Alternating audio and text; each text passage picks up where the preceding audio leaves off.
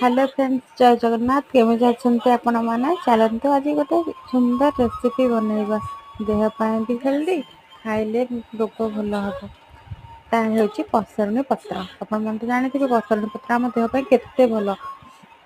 ମୁଁ କେମିତି ତାକୁ ରୋଷେଇ କରୁଛି ଚାଲ ଦେଖିବ। ମୁଁ ପିଆଜ ଟମାଟୋ ଭଲ ଭାଜି ଯେମିତି ଆମେ ମସଲା କଷୁଛେ ସେମିତି କଷିଦେବ। ଟିକେ ଅଦା ରସୁଣ ପେଷ୍ଟ ପକେଇ ଦେଇଛି, ହଳଦୀ ପାଉଡର ବି ପକେଇ ଦେଇଛି।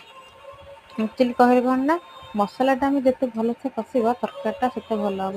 କିଛି ନାହିଁ, ଆପଣ ମସଲାକୁ ଏମିତି ହିଁ କଷିବେ ଯେମିତି ଆପଣଙ୍କୁ ଆସେ।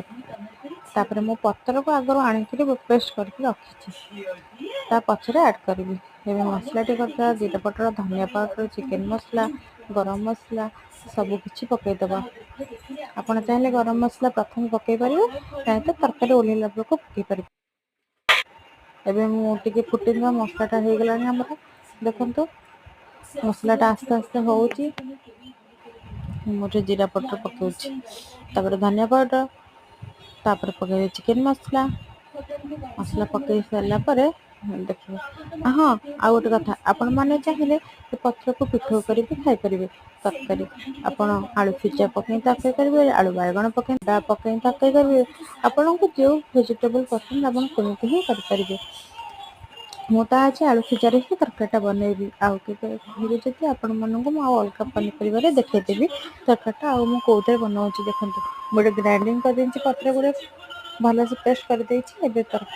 ଏବେ କଷାରେ ମୁଁ ଆଡ଼୍ କରିଦେଲି, ତାକୁ ଭଲସେ ଫୁଟିବା ପାଇଁ ଛାଡ଼ିଦେବା। ତା କଲର୍ ଚେଞ୍ଜ ହେବ, ସେ ପୁରା ଗ୍ରୀନ୍ କଲର୍ରୁ ଟିକେ ବ୍ଲାକ୍ କଲର୍କୁ ଆସିଯିବ। ସେ ପର୍ଯ୍ୟନ୍ତ ଆପଣ କଷି ଚାଲିବେ। ଭଲସେ କଷି ହେଲା ପରେ ସେଥିରେ ଆପଣ ଆଳୁ ସିଝାକୁ ଆଡ଼୍ କରିବେ। ଏବେ ଦେଖନ୍ତୁ ମୋର ଟିକେ ବ୍ଲାକ୍ କଲର୍ ହେଇଗଲାଣି। ମୁଁ ଏଥିରେ ଆଳୁ ସିଝା ଆଡ଼୍ କରିଦେଉଛି। ଆଳୁ ସିଝାକୁ ଆଡ଼୍ କରିସାରିଲା ପରେ ଟିକେ ଜଷ୍ଟ ପାଣି ଦେଇକି ତାକୁ ଫୁଟାଇବାକୁ ଛାଡ଼ିଦେବେ। ଆପଣ ପାଣି ପାଣି ରଖିପାରିବେ, ନାହିଁ ତ ଶୁଖିଆ ଶୁଖିଆ କରିପାରିବେ। ମୁଁ ଗୋଟେ କଷା ଟାଇପ୍ର ପୁରା କରିଦେଲି। ଆପଣ ଖାଆନ୍ତୁ, ଦେଖିବେ ଆପଣଙ୍କ ଅଣ୍ଟା ରୋଗ, ଥଣ୍ଡା ଫଣ୍ଡା ଆପଣ କିଛି ବି ହେବନି। ବହୁତ ଭଲ, ଦେହ ପାଇଁ ବହୁତ ଭଲ ପସରଣୀ ପତ୍ର। ଖାଆନ୍ତୁ ଆଉ ଦେଖନ୍ତୁ। ରଖୁଛି, ଜୟ ଜଗନ୍ନାଥ। ମୋ ରେସିପିଟି ଭଲ ଲାଗିଥିଲେ ମୋ ଚ୍ୟାନେଲକୁ ଲାଇକ୍, ସେୟାର, ସବସ୍କ୍ରାଇବ୍ କରିଦେବେ। କମେଣ୍ଟ କରିବାକୁ ବିଲକୁଲ ଭୁଲିବେନି। ଜୟ ଜଗନ୍ନାଥ।